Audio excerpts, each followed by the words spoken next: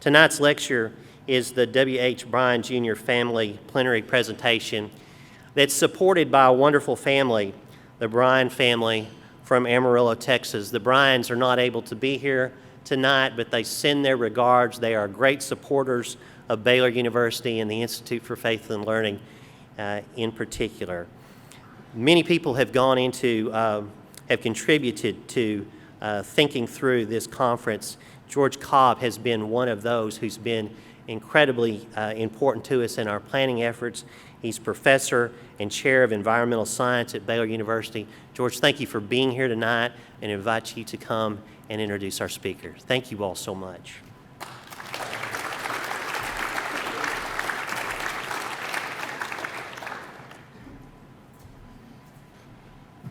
Well, I'm privileged and humbled to be able to make this introduction tonight. Before I get started with that, I wanted to mention to Darren and his crew that this has been a pleasure to work with you folks. And I'm a member of a professional society that has conferences that have between 10 and 20,000 people that attend. And in the 25% reductions that you're doing, this society went through that year after year after year for 5 or 6 years and got to zero. So now everything's done on social media. There's a little bit of consternation on that when you start cutting 20% every year, but it's doable, and I compliment you on the efforts that you and your team did to make this conference a bit more sustainable. So now, tonight, it's my pleasure to introduce Bob White. He comes to us from Cambridge University, and he's in the Department of Earth Sciences there. He's also the director of the Faraday Institute for Science and Religion at Cambridge. He's a fellow of the Royal Society and a fellow of the American Geophysical Union, gold medal recipient from the Royal Astronomical Society, which is that society's highest award. And those types of awards are very, very difficult to achieve. Dr. White's research relates to the Earth's dynamic crust, and this research has taken him all over the world, so he's got a very good world view on things. And his research right now is focusing on volcanoes in Iceland, and his students are doing that type of work. One of the more really impressive things to me is he's published over 300 articles and papers, 350 actually. And he's also authored or co-authored several books, Who's to Blame? Nature's Disasters and Acts of God, that he authored. He co-authored Beyond Belief, Science, Faith, and Ethical Challenges. And he also co-edited a book very recently in 2016 on creation care and the gospel, considering the mission of the church. So with this well-rounded scientific and religious and ethical point of view, it is really my pleasure to introduce Professor White, who will speak to us tonight about disasters, nature, and acts of God. Welcome.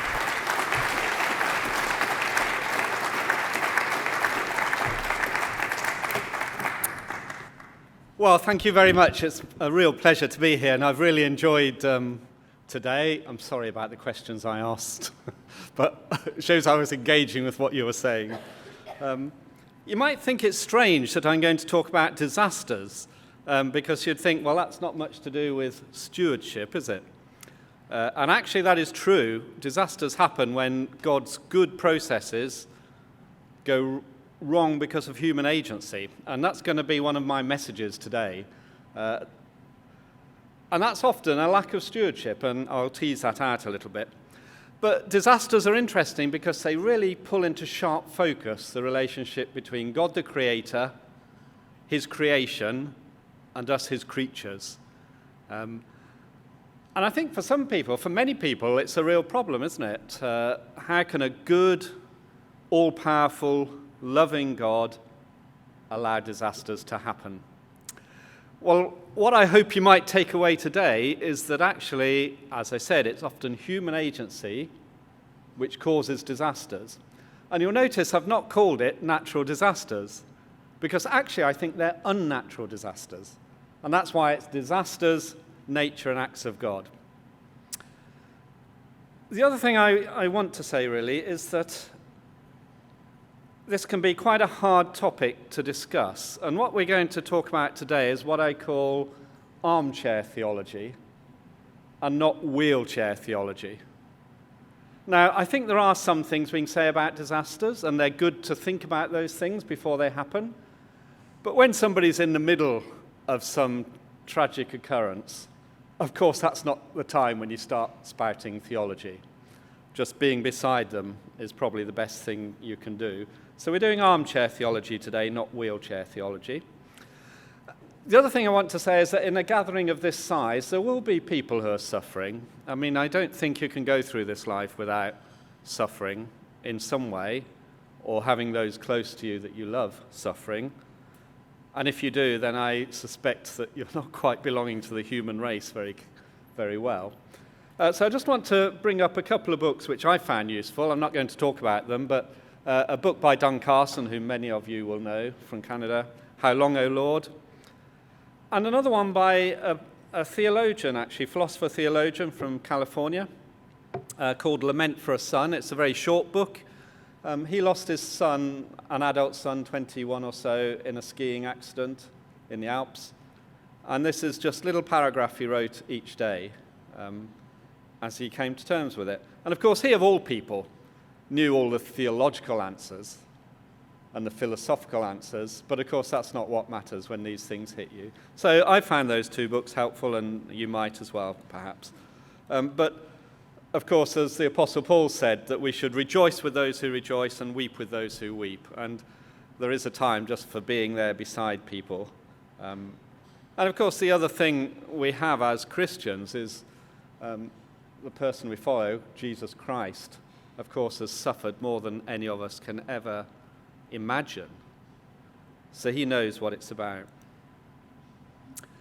Well, you heard, let me say a little bit about myself. I do study volcanoes in Iceland at the moment, and it's a great privilege to do that.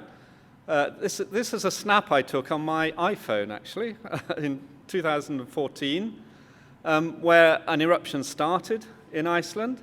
And in fact, my students were the first to discover it. They were right there. It's the perfect eruption. It's in the middle of nowhere. Didn't hurt anybody. But it was awesome in the proper meaning of that word. So where I was standing, these plumes of molten rock going up are 300 foot high. And there's molten rock flowing towards me, and I shouldn't really have been there. And they stopped people going there shortly afterwards. But it turned out it was the biggest eruption for 250 years, and I'll talk about the previous bigger one in a minute. The brown stuff in the background is sulfur dioxide, very toxic gas, 35,000 tons of it coming out per day. This one eruption produced more of that stuff than the whole of the European Union for a year. And the energy in these is enormous. So the energy you're seeing there is equivalent to a Hiroshima-sized bomb going off every 2 minutes, hour after hour, day after day, month after month for 6 months. It is awesome in the proper sense of that word. So that's what I do, and you can see why I enjoy that. But this is a sort of layout of what I want to do today. I want to talk about scientific issues, and then talk about how the Bible views disasters, because the Bible writers, as I'll show you, certainly knew about disasters. They live a lot closer to them than we ever do. But I'm going to start with scientific issues. And the thing I want to say is that all the things we think of as disastrous, so earthquakes, volcanoes, floods, are actually precisely those things that make this a fertile, inhabitable world. If it weren't for them, this would be a sterile place devoid of life. So these are good processes. It's no wonder that the writer of Genesis said, after God had created everything, he saw that it was very good. And actually, every single day he made something. At the end of the day, he sat down and said, that was good, that was good, that was good. And if you don't get any other message from Genesis 1, it's clearly that God made a material creation which he thought was really good. I sometimes say to people, which shocks them a bit, but Christianity is a very materialist religion in that sense. matter matters to God, if you like. This is Genesis 1 is really his mission statement, isn't it? He made this stuff and it's really good. Well, this is a picture of one of your states. This is Hawaii. Hawaii is solely volcanic. It's just a volcanic island, and it's one of the most biodiverse areas on Earth. And that's no mistake, because volcanoes bring up nutrients from deep in the earth, and that's why we can grow crops. In fact, those nutrients are what we're made of. So volcanoes are good. Earthquakes, you might say, well, I can't see any earthly use in earthquakes, and they are pretty nasty things because we can't predict them, even now. We can forecast where they'll happen. I can pretty certainly tell you there'll be earthquakes on the San Andreas Fault, but we can't predict when or exactly where. But if it weren't for earthquakes, we wouldn't have mountain belts. Pushing mountains up high requires earthquakes. That's what happens as you push it up. This is the Himalayas, which provide water for 1 billion people. You might not know this, but the very top of the highest mountain on Earth, top of Everest, actually has sediments which have been lifted up from one of the deepest parts of the Indian Ocean. Isn't that remarkable? And the other thing that you ought to know, since you're Americans, is that actually Hawaii is bigger than Everest, if you count from the bottom of the ocean to the top of Hawaii. Not by much, but by a little bit. So earthquakes, if it wasn't for this dynamic Earth we live on with plate tectonics and things moving around, this would be a sterile place. And of course, when you erode sediments off mountains, they get washed down and they form the valleys where we grow all our crops. We need that.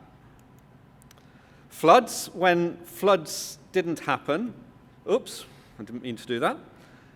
When floods didn't happen in Egypt, and this is a satellite photo of Egypt, people starved. I'll just try and get the picture back properly in a minute, which is this one here. Sorry about that. You starved if the river didn't flood. But of course there is a downside to floods, as you know well here in the United States, that people die in floods. Now I want to show this video of carbon dioxide. The intensity of carbon dioxide is shown by the red color. This is a video made from satellite data. It's 10 years out of date, but actually it would be just the same if I did it for this year, except the colors will be a deeper blood red than they are now because carbon dioxide has gone up. And the sole reason I want to show this is to show how the whole world is interdependent. If you stop somebody in the street in England and say, do you think global climate change is happening? Almost all of them would say, yes, yeah, of course, I know about that. If you then say, well, you know, what are you personally doing about it? Oh, I can't do anything about it. It's much too big for me. It won't make no difference. The reason I'm showing this is that what we do does make a difference, because every little bit of carbon dioxide gets carried around the world. And of course, the people who suffer from droughts or floods are people in the poor nations of the world, mostly in sub-Saharan Africa or Southeast Asia. And so we do have a responsibility to them because we've built our prosperity on the back of burning carbon. So really this is just to make that point, that we are all in a global community. And I think actually that Christians of all people ought to be doing something about it, because many of us have links to countries where people are suffering as a direct result of climate change, either through missionary work or through aid work. And I think we have a strong moral and ethical reason for doing something about it, to help them adapt to the changes which are inevitably coming. Well, let me show you a few examples of natural processes where human agency has caused a disaster. And I want to just go through some of these main ones. I want to start with volcanic eruptions. This was the same one that I showed you at the beginning, the video in Iceland. It was the biggest eruption for 250 years. The previous eruption that was bigger happened in 1783. Happened in Iceland. It's well documented because the Icelanders write things down, and they always have, because there's those long winter nights with nothing to do, so they told tales and wrote them down. 1783 there was an eruption. And the lava, as you can see it flowing, this is not actually a photograph from 1783, I should say, but it looked just like this. The lava is flowing down rivers. It doesn't flow that fast. You can get out of its way. And this particular eruption overran 50 farms. People lost their farms, but they didn't get killed. But the next winter, nearly 80% of the horses died, half the cows, and 80% of the sheep. Now, you know what I'm going to say next, don't you? That actually 25% of the human population died. It came to be called the haze famine because of the gases in the air. And we know now that actually the trouble was there was a lot of fluorine in the gases coming out of the volcano, and these animals died of fluorine poisoning. And so even today, when there's an eruption in Iceland, they put all the livestock into barns indoors. Now, the point I want to make about this is that people knew this was going on. People in Europe knew this was going on in Iceland. In fact, Benjamin Franklin was the US ambassador to France. He was in Paris at the time, and he wrote a paper in the Manchester Philosophical Journal, Volume 1. Now, being Cambridge, you can go to the library and you can pull the Manchester Philosophical Journal for 1783 off the shelf and read it, which I've done. And he said, this awful weather that we're having in Paris, because it was summer and they were having freezing fogs and things, said it's due either to an eruption in Iceland or an impact of some meteor that's hit Iceland. So they knew there was something going on. Iceland at the time was a vassal state of Denmark. In fact, it was until the Second World War when it got free. And the Danish used to send one ship a year, which would take manufactured goods to Iceland, and in return they would get back dried fish and wool, mostly. They knew this was happening, and they didn't send a relief ship. The population was not that large. They could have sent one ship with food in and would have saved those lives. Now we say, isn't that terrible in the 18th century? But you ought to just think about whether the same thing is happening today anywhere. There's plenty of food in the world, and yet people are dying of malnutrition. People are starving.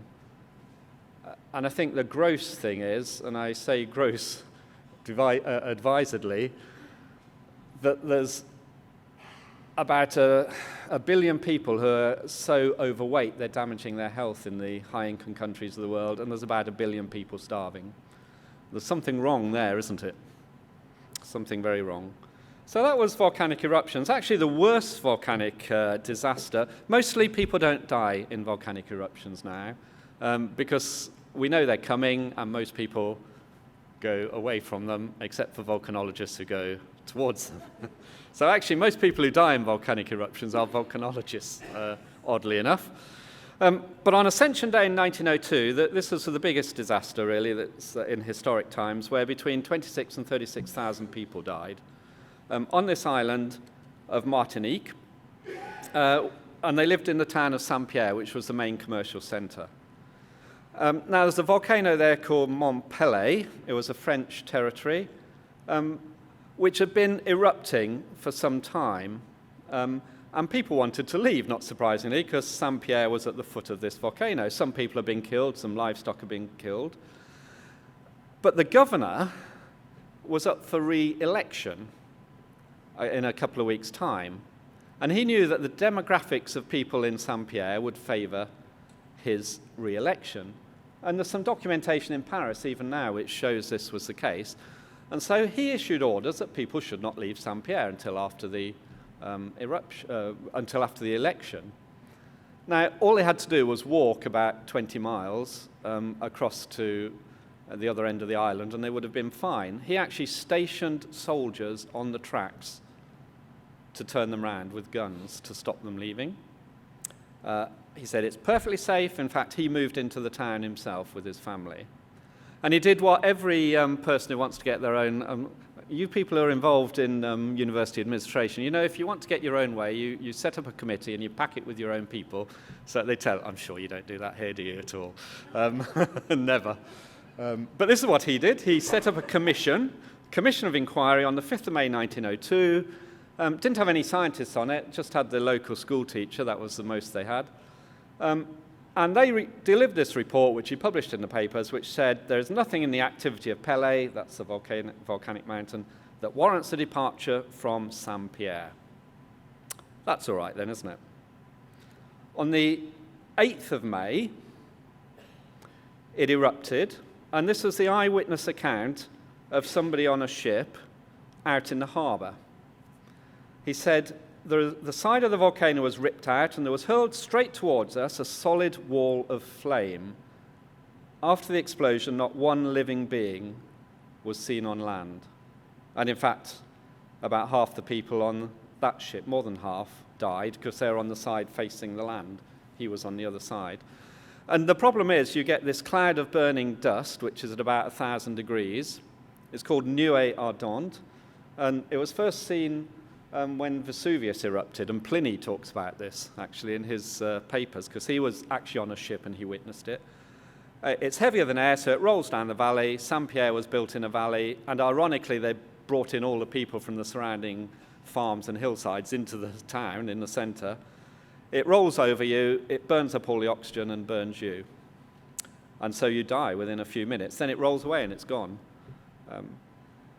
So that was a terrible disaster, which clearly was due to human agency. People wanted to leave and they stopped them leaving. Now, it wasn't the fault of the people who died, but there was human agency involved, including the governor and all his family. They also died. That's volcanoes. Earthquakes. I want to tell you a story of a tale of two earthquakes. One of them happened here in the States, in California, an earthquake at a place called Loma Prieta in 1989. Some people might remember this.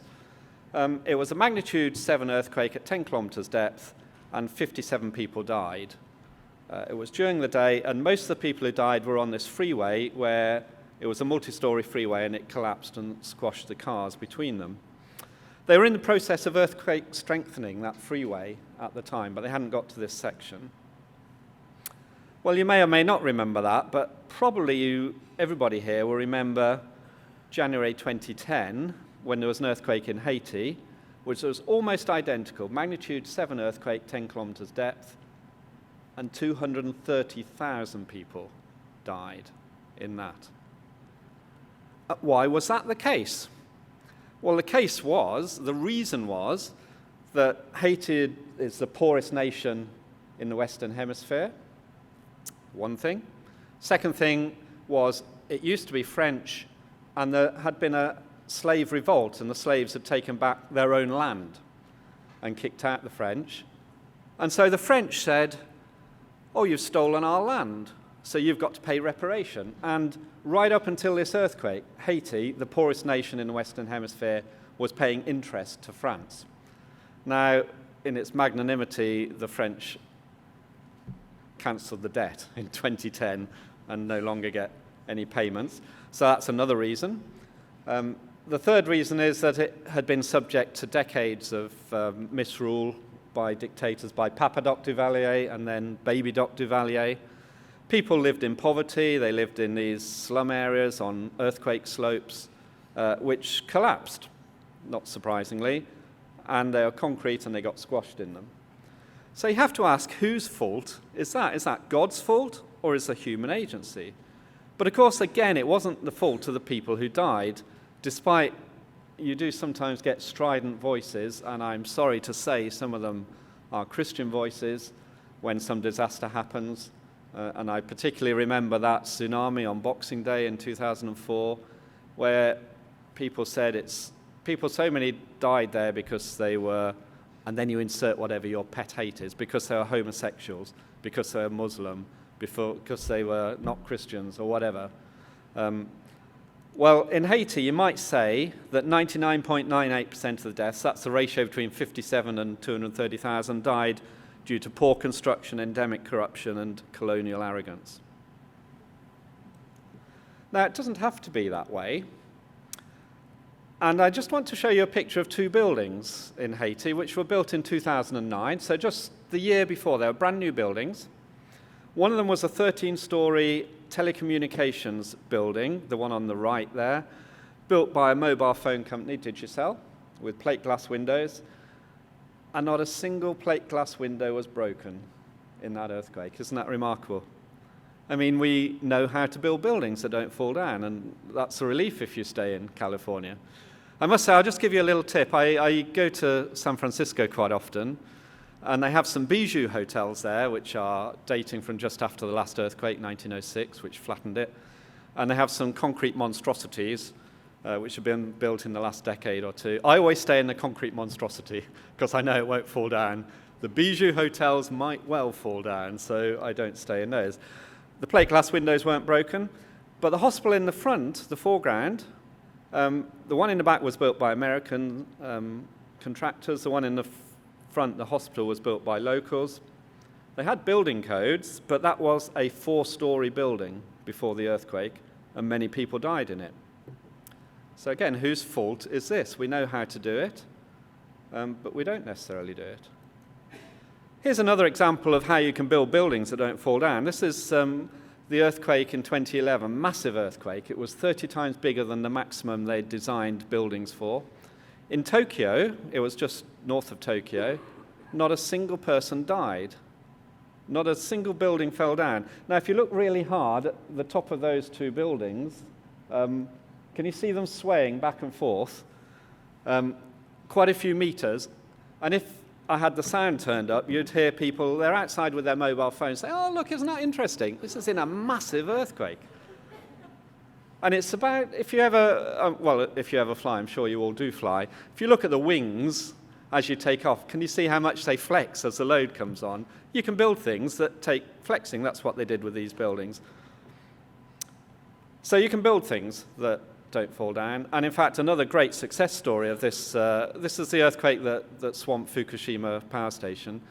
There were bullet trains, there were 6 bullet trains going across the plain of Sendai behind that power station.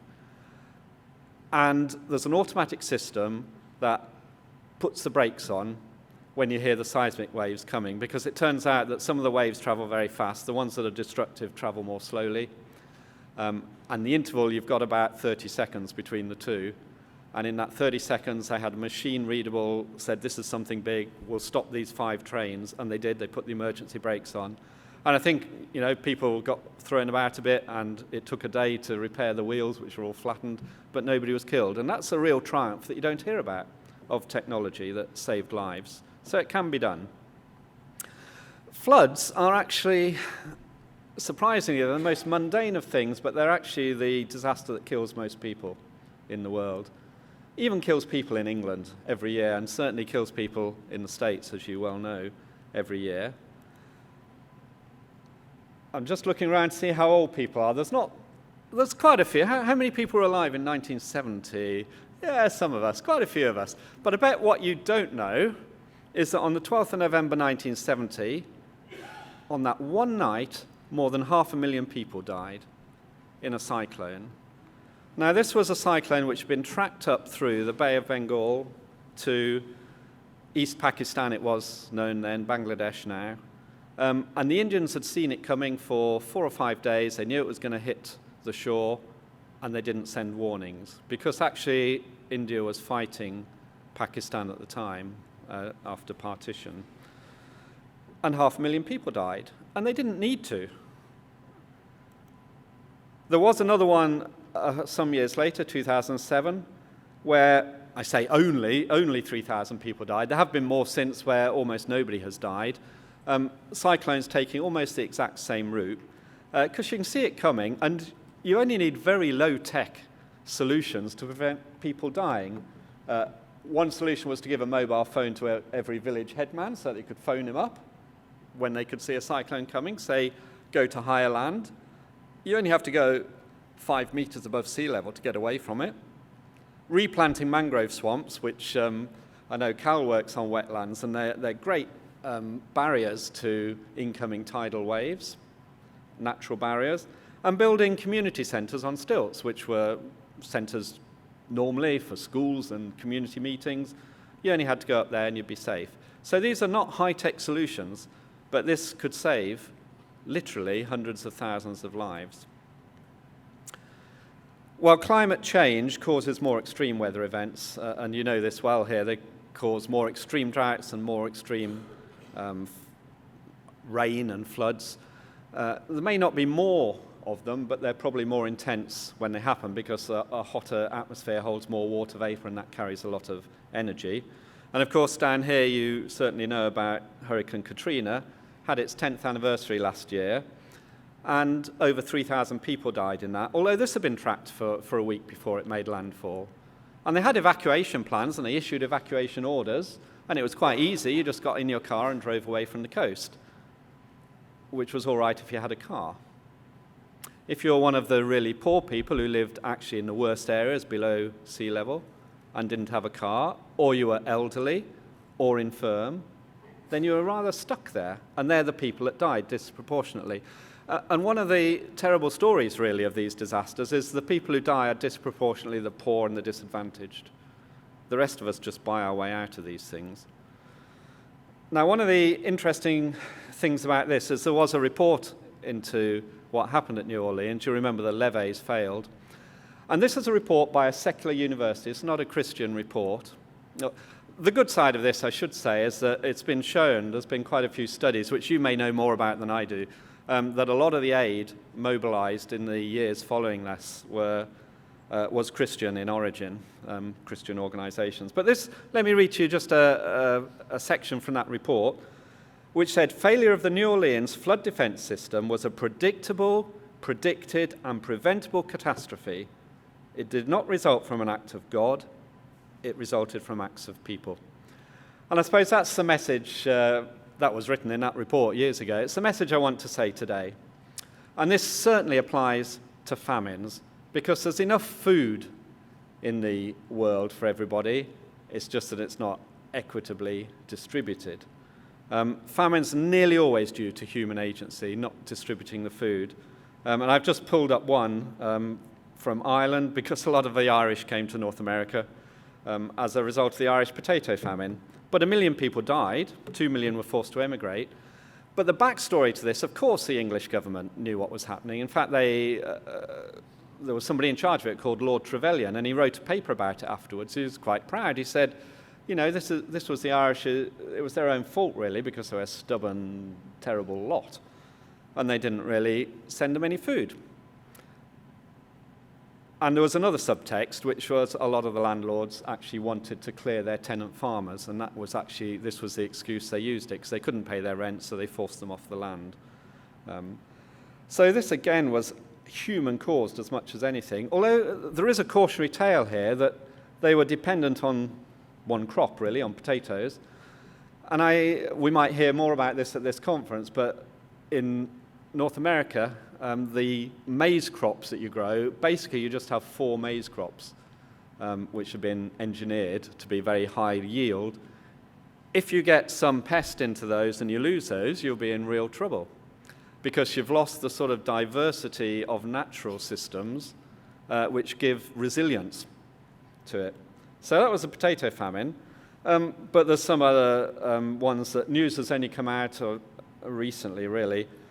In the poor old Ukraine, which is still suffering today, during 1932 and 33, there's estimated between 3 and 5 million deaths as a result of Stalin's rural collectivization policies. And in China, it was even worse. In 58 to 61, it's estimated somewhere between 20 and 40 million deaths resulted from Mao Zedong's Great Leap Forward. These were definitely human-caused. And in fact, at the time in China's quite a fertile country. There was enough food. But the Chinese leadership were selling food to Russia, to Soviet Union, at the time, partly to get prestige, weren't we, such a great communist country, and partly to get foreign exchange for buying arms and so on. And their own people were starving as a result. So famines are nearly always human-induced. Sorry about this, that's not very cheerful after dinner, is it? But perhaps you get the message, actually. These are good processes which have been turned into disasters by human agency, generally not by agency of the people who suffer, but by others. Let me tell you about All Saints' Day in Lisbon in 1755. On that particular day, there was an earthquake offshore. Lisbon was the most prosperous capital in Europe at the time. This was just after the start of the Enlightenment. Had a lot of very tall multi-storey buildings made of wood close together. All Saints' Day, so a lot of people in church, a lot of candles were lit, and they were cooking big meals in their ovens. So you know what happened when the earthquake came? A lot of the candles fell over, these wooden buildings caught fire. So there was a firestorm. And actually it was a firestorm like the ones in Dresden and Hamburg. And the planners in the Second World War looked at what happened in Lisbon in order to, this again is terrible, isn't it, to artificially create a firestorm when they bombed some of those German cities in the war. Well, what happened was there was a firestorm, so people ran, earthquake and fire, they ran down to get out of the fire to the coast, to the River Tagus. There was a port there. And you know what I'm going to tell you next, that an hour or so later, a tsunami came in because it was an offshore earthquake, and a lot more people died there. So they had earthquake, fire, and flood all in the same couple of hours. And this really sent a shockwave through Europe and through North America as well. How could this happen? You know, it was the beginning of the Enlightenment. People thought they were in control of things, and then suddenly this comes from left field with no control over it all. And it started a lot of really interesting debate with Voltaire and Leibniz and others. But one of the things that happened was that John Wesley wrote a pamphlet. They used to write a lot of pamphlets. I suppose nowadays you'd write a blog. This was a pamphlet, Serious Thoughts Occasioned by the Late Earthquake in Lisbon. And this is what he said, which I think is a really interesting, insightful comment. What is nature itself but the art of God, or God's method of acting in the material world? In other words, you can't just say, well, that earthquake, that was just nature. It's not God's fault, that's how nature behaves. Because if you have a strong view of God's sovereignty, his immanence in his creation, then of course that's under his sovereignty, just like everything else. Now, John Wesley wasn't the first to think about it. Augustine said much the same thing, but much more pithily in the 4th century. Nature is what God does, or nature is what God is doing, actually, is the Latins. You can interpret either way. I think that's really important, that we should remember that. We can't just say, well, that's just nature. That's sort of the attitude of the secular world, and that's why I don't use the term natural disasters. Well, that's a few scientific issues. Let's see what the Bible says about them. The Bible writers certainly knew about disasters because they happened all the time. Earthquakes, famines, floods reported many times. And it's interesting how the Bible uses these disasters. Sometimes they're just memorable time markers. Who here can remember Kennedy's assassination? And I bet you know exactly what you were doing on that day, don't you? I did. We just got our new TV. This was an exciting new thing, a black and white TV, and we saw it on TV. How many people remember what they're doing on 9/11? I bet most of us do, because it's such an epochal thing. Sometimes it's just a backdrop to a story. We'll look at one of them in a minute, Joseph. It just was. The Bible doesn't offer any reason for it. It just happened. A famine in that case. And then sometimes the Bible talks about these things as due to God's presence in the world, and sometimes indeed to God giving us up to the consequences of our own actions. We've got free will, and he says if that's really what you want to do, then you have to suffer the consequences of it. Earthquakes, let's just talk about those. There's 20 explicit references to them, and then many other references to the earth's shaking. And I thought it would be interesting just to plot a map of earthquakes. This is before the instrumental period, before we had seismometers. These are, therefore, reports from literature. So they had to be big, because they had to be felt across a big area. These are all bigger than 6.5 magnitudes. That's quite big, prior to AD 1900. And cities like Corinth, Antioch, Jericho, Philippi were destroyed time after time by earthquakes. The most recent one in Corinth was the 1960s. Philippi, you remember, Paul and Silas were in prison and the earthquake happened and they could escape, although actually the jailer was about to kill himself, so they didn't escape. They said to the jailer, don't kill yourself, and they told him about Jesus, and then the jailer converted, and all his family with him. So that was a good result of that earthquake. Let me tell you about one particular earthquake, though, in Jerusalem. In 759 BC, there was a magnitude 7.3. We can estimate the size from the damage reports. and that was felt all over this region. And that was talked about in the Bible. So if you look at the first verse of the first chapter of Amos, he says, these are the words of Amos, one of the shepherds of Tekoa. This is a vision he saw concerning Israel 2 years before the earthquake. That's in 759 BC, when Uzziah was king of Judah and Jeroboam, son of Jehoash, was king of Israel. This was a happening which everybody reading would know about it. They knew exactly what he was referring to. And in fact, it was still being talked about 200 years later when Zechariah was writing, talking about the Lord coming back to earth. On that day, you'll flee as you fled from the earthquake in the days of Uzziah, king of Judah. Then the Lord my God will come. So here's one that's used as a marker. And there's quite a lot of others events involving earthquakes. Volcanoes, well, probably after the Exodus, the Israelites were following a pillar of cloud by day and a pillar of fire by night. This was probably a volcano, though we don't know which one. And when Moses wrote down the Ten Commandments on Mount Sinai, Deuteronomy says the mountain was ablaze with fire, produced thunder and lightning, covered with smoke and trembled violently. All those are characteristic of erupting volcanoes. But again, we don't really know which one it was. But they're just there. They're in the Bible.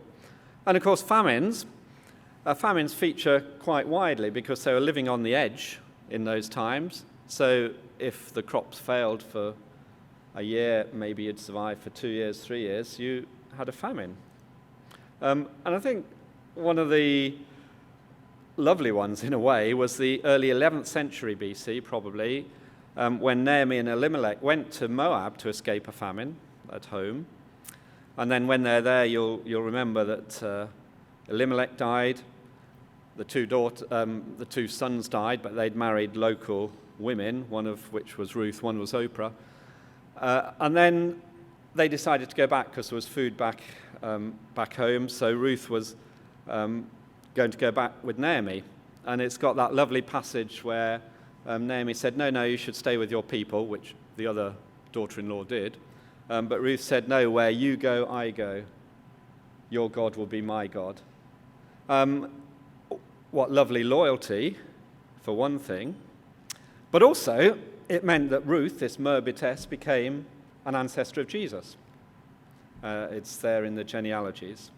So that was directly driven by a famine. There was a famine in the New Testament, and this was a case where the Gentile converts actually sent aid from Antioch to the Jewish Christians in Jerusalem. One of the first examples of aid going in that direction. And this is a well-attested historic famine. Occurred during the reign of Claudius, as reported by Josephus, Suetonius, Tacitus, Cassius, Eusebius, lots of them, so it's very well attested. So that's famines. And I want to just focus on 3 biblical characters. And the first one of these involves a famine as well, Joseph. And you remember Joseph. Actually, I won't give you the backstory because you know it all, but he didn't have very good empathy, really, and he was boasting to his brothers about how he would boss it over them, and he went to take them sandwiches out in the field one day for lunch, and they thought this was their chance to get rid of him. But the older brother stopped him, said, no, let's, because just providentially, a camel train came along, so they sold him to the camel traders, made a buck, got rid of him, soaked his clothes in animal blood, and told their dad he'd been killed. And then there's a long tale of 30 years' worth of ups and downs in his life, until eventually he became the right-hand man in Egypt, because he predicted that there would be 7 years of plenty and 7 years of famine. So he was put in charge of storing up food. And then, of course, the famine came. And people from the surrounding countries, including his old family who thought he was dead, came in to get food as well. And what happens then? Well, then Joseph says to his brothers, when he eventually reveals who he is, he's the most powerful man after Pharaoh, remember, in Egypt. And it's amazing what he says to his brothers. He says, now do not be distressed or angry with yourselves, he says, because you sold me here. For God sent me before you to preserve life. And ultimately, of course, that was the start of the Israelite nation, because they moved into Egypt, and that's where they all started from. Now, when I started lecturing, I was always told you should tell them what you're going to tell them, then you should tell them, then you should tell them what you've told them, because it might just get into their heads then. And this is exactly what happens in this account, because he says the same thing 3 times over, identically the same. Next time he meets them, the famine's been in the land these 2 years, there's 5 more years in which there'll be neither ploughing nor harvest.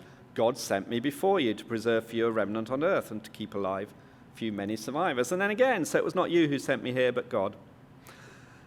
And then their dad dies, and I think his brothers then decide, well, they're really in for it now. He was probably just being kind to us because Dad was still alive. And then I think one of the most remarkable things is just in the very last chapter of Genesis, Joseph said to them, to his brothers, as for you, you meant evil against me. I mean, you really did mean evil against me. You wanted to kill me. But God meant it for good, to bring it about that many people should be kept alive as they are today. So this tells us something about God's sovereignty, about how he uses the sinful things, actions of people to bring about good. It also tells you something about how it's good as a Christian to do administrative jobs, to be well organized as Joseph was. Now, there was a downside to that because actually by selling grain, Joseph enslaved about 80% of the Egyptian populace to Pharaoh. So it wasn't all good news in a way. And I'm sort of quite pleased about that because, as with many of the great biblical heroes, they had their human flaws, which gives at least a chance for me, I think. Job, well, you know how Job suffered. He suffered so badly that even his wife said, why didn't you just give up and die?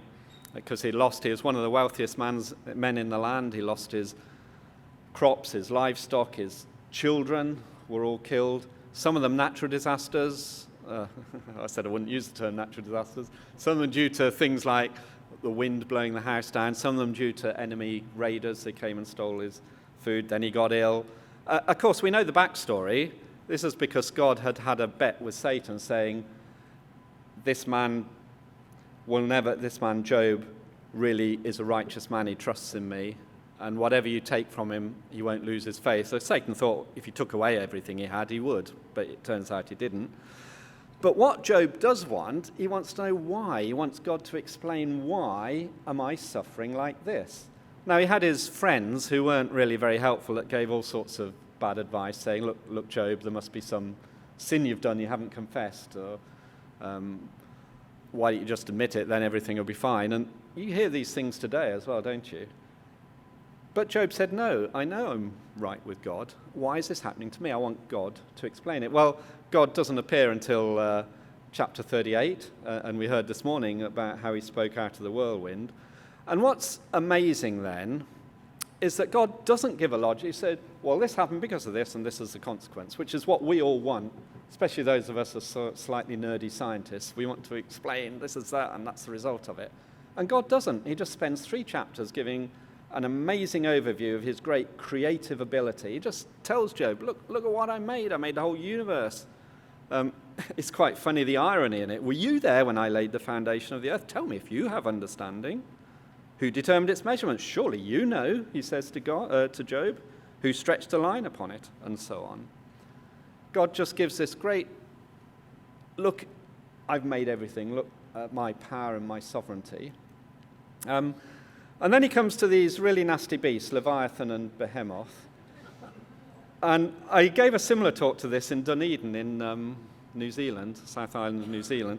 Actually, I'd been billed to give it, and then the Christchurch earthquake happened just before I was there. But what I love about this is these people would certainly not have called it the Leviathan Hotel if they knew what a nasty beast Leviathan was. But the other thing I love about it is see the cathedral just perching up there looking down on it all the time. You'll see the point of that in a minute. Because when God talks about this Leviathan, it's a really horrid beast, right? And all the high-tech weapons of the day just bounced off it. When he raises himself up, the mighty are afraid. At the crashing there beside themselves, though the sword reaches him, it doesn't avail, nor the spear, the dart, or the javelin. He counts iron as straw, bronze as rotten wood. The arrow can't make him flee. Sling stones are turned to stubble, clubs are counted as stubble. He laughs at the rattle of javelins. And if we'd written this today, we'd say tactical nuclear weapons just bounce off him. Now, people argue about what Leviathan is. I'm quite persuaded that actually it's a picture of Satan. But even if it's not a picture of Satan, it's some horrible beast that people can do nothing about. It's terrifying. And yet, says God to Job, can you draw out Leviathan with a fish hook? Press down his tongue with a cord? Put a rope in his nose? Pierce his jaw with a hook? In fact, would you play with him as you would with a bird? Or will you put him on a leash for your girls to play with? Well, of course they can't. But God can. No one is so fierce that he dares to stir up Leviathan. Who then is he who can stand before me? So again, God is talking about his sovereignty. The start of this story was about all these disasters, and God has just said, look, I'm in charge. I'm sovereign over it. I know what I'm doing. And I've defeated, if you take this as evil, as Satan himself, I've even defeated Satan. And of course, Job's answer is to say, look, God, yes, you're God and I'm not. I know that you can do all things and that no purpose of yours can be thwarted. Therefore, I have uttered what I did not understand, things too wonderful for me which I did not know. And I think this actually has to be our response to disasters. We don't know why all these happens, but at least if we trust that God is sovereign, then he does know, and he's powerful and sovereign over these things. Let me just give a couple of comments from Jesus. A tower had fallen down in Siloam, and Luke tells this story. 18 people were killed. It might well have been an earthquake, which caused it to fall down. And people came to Jesus and said, why did these people die? Were they sinful, or was it their fathers who were sinful? Typical sort of theological question. And Jesus, as so often, didn't answer that question. He answered a much more important one, which was at 90 degrees to it. He said, those 18 on whom the tower in Siloam fell and killed them, do you think that they were worse offenders than all the others who lived in Jerusalem? No, I tell you, but unless you repent, you will all likewise perish. In other words, the most important thing actually is your relationship with God. And unless you get that right when you die, because you are all going to die, we're all going to die, and the most important thing is to be in a right relationship with God. Now, the interesting thing is, in just the preceding verses, they'd asked the same sort of question, but from what was clearly human massacre, from state-sponsored terrorism against the Galileans, because Pilate had mixed blood with their sacrifices. And Jesus gave exactly the same answer to this. Do you think that these Galileans were worse sinners than all the other Galileans because they suffered this way? I tell you, no, but unless you repent, you too will perish. And I think disasters can do that for us. At least for a short period, we see this terrible thing and we think, wow, I've got there, but for the grace of God go I.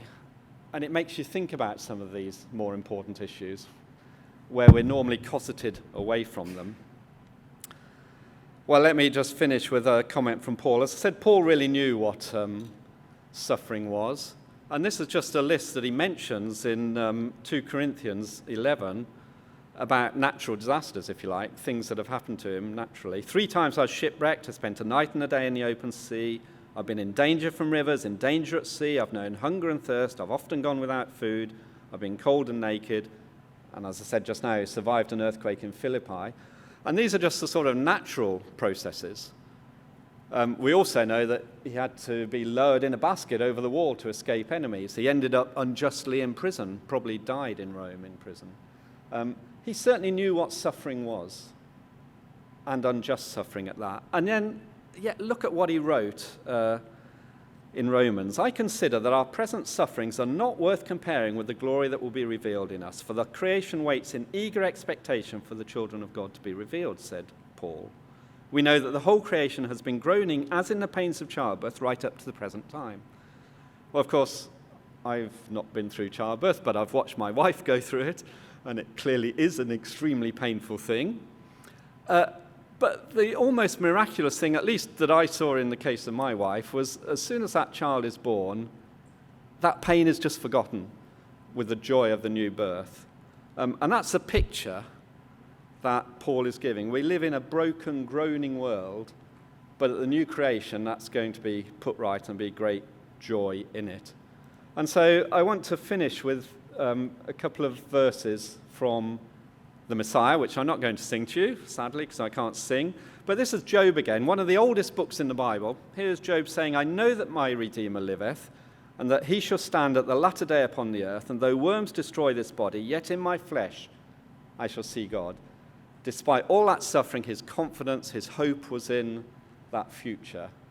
That future, we would say now, where God will return to live with his people and all things will be made new. There'll be no more crying or mourning or pain.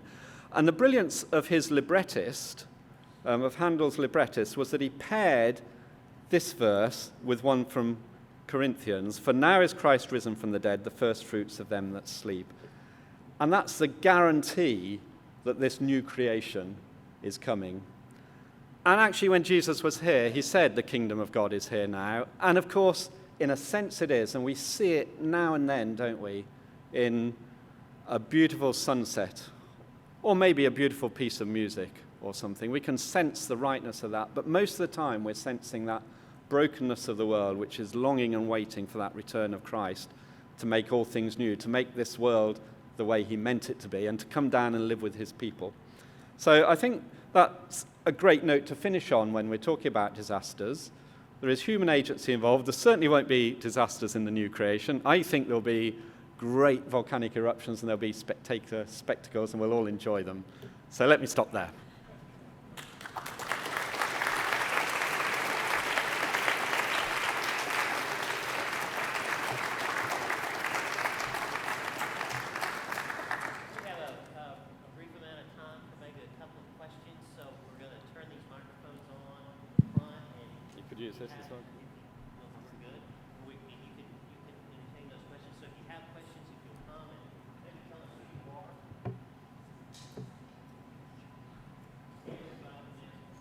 I actually love questions because then you talk about the things you're interested in rather than the things I'm interested in.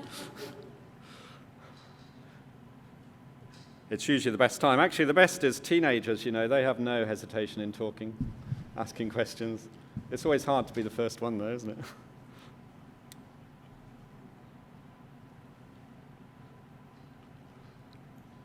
Gosh, what a quiet lot. My students are not like this.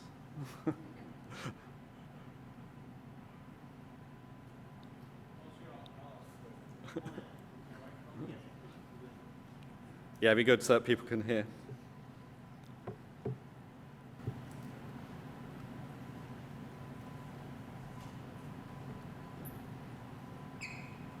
I may not have the wording quite right. I'm David Thomas. I'm professor of history from Union University. I've been on a bus too long today. I tend to think of famines, at least modern famines, as being mostly politically created, and you more or less confirmed that. So I come with a kind of a historical mentality here.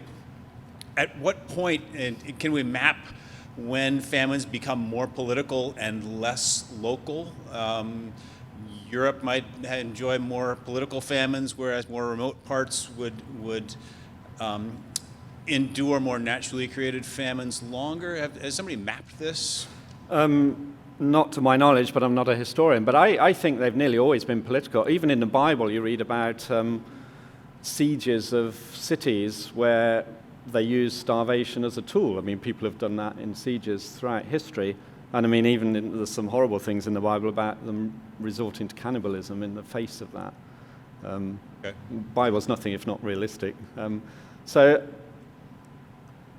even if the cause of the famine was sort of local weather conditions or something, the fact that people did or didn't respond to them and supply food is a political decision often. Okay. And All right. one of the fascinating studies is in China, which repeatedly had famines. China's very fertile in the lowlands, and there would often be famines in the uplands, and they didn't have the system to move food from one to the other, partly because I think of their Confucian fatalistic attitude of the religion there. And there's somebody called Timothy Richards there. This was in the 19th century. And he did one of the first mass appeals for money back in Britain. And I've got pictures of him on another presentation. He made woodcuts of people starving, eating bark off trees and stuff like that. published them in Britain, sort of shocking pictures, equivalent to the TV pictures we get from Sudan nowadays, and actually had an appeal to get money to send to China. And he said very explicitly it's because of the rulers just didn't care, actually, and he thought the bringing of Christian religion and building railways would make all the difference, which it has. People don't starve there now. So even back then, that was, in a sense, religious political in a way. The rulers couldn't be bothered. But I think often famine is used as a political tool, isn't it? So, yeah, Thank you. I think that's often been the case.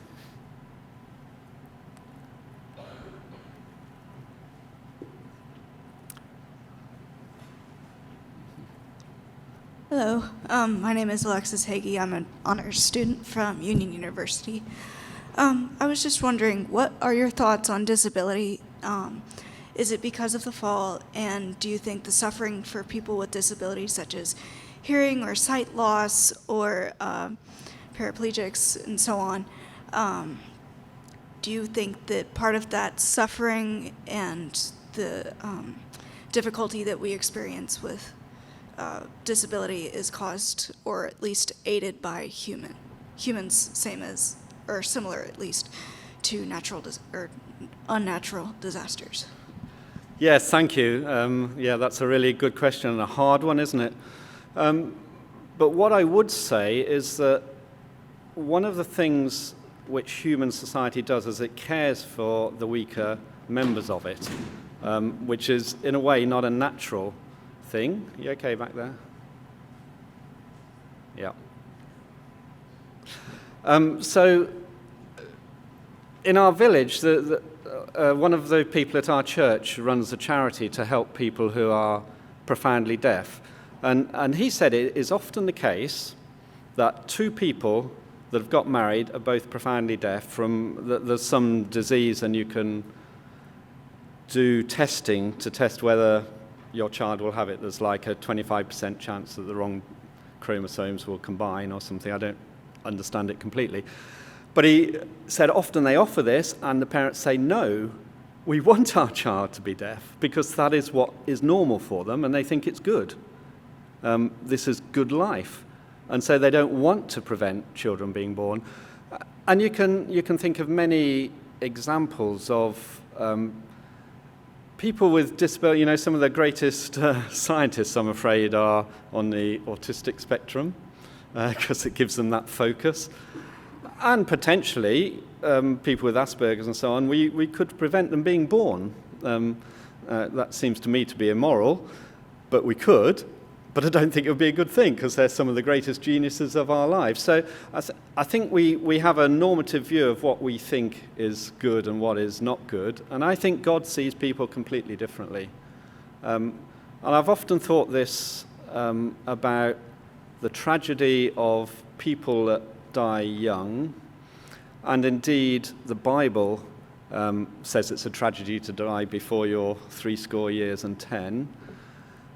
And yet, there is this side to it that if they're Christian believers, you know that in the new creation they'll have the fullness of life which God intended them to have, and they'll be complete. And I imagine that will be the case with people with disabilities. So I think God sees people differently from the way we see people. We think length of life and being healthy and rich and all these things are good things. I think God has different priorities. So I'd say it's great to help people with disabilities. It's great to find medicines, like we've abolished, we've got rid of smallpox and polio and so on. But it's not the be-all and end-all of things, because I think God sees people differently from the way we do. And indeed, caring for people is one of those great Christian things, actually. I mean, in a way, you might say it gives the opportunity to care for someone other than yourself. So it's a bit of a rambling answer, but that's my thoughts on it. Last question. I just want to thank you for speaking and talking about a topic that many people would be difficult to approach. But I'm Stephen. I'm an honors student from University of Maryland, Baylor, just down the road from here. But you directly touched on, but didn't necessarily address a lot of times, that a lot of human agency in the role of disasters is the lack of communication of knowledge and information. And this being a specifically Christian conference, I'd be curious on what your opinion of, in Stewardship of Creation, of what is the church's role in the 21st century in the sharing of knowledge and culture, especially in the first world perspective in these third world situations such as Haiti and other things like this? Yes, that's a great question. And as I touched on that, I think it is a great opportunity for Christians. Actually, I don't like first world and third world terminology, I have to say. I'd either say high-income countries and low-income countries, or sometimes people talk about the minority world, which is us, and the majority world, which is the low-income countries. You know, obviously, Christians have always been involved in education and healthcare in low-income countries, and that's great that they do. And I think a lot of that is just not noticed, actually. It goes on, and that's obviously something to do. Education in terms of building things that don't fall down. My colleagues who are seismologists tell me that there's likely to be an earthquake that kills 1 million people in our lifetimes. Maybe your lifetime now, because I'm getting older. And, you know, the world's getting more dangerous in that sense, although we understand more about it. It's not just knowledge. And it's because more and more people live in big cities, so they're more vulnerable. Places like Tehran has an earthquake every 150 years or so.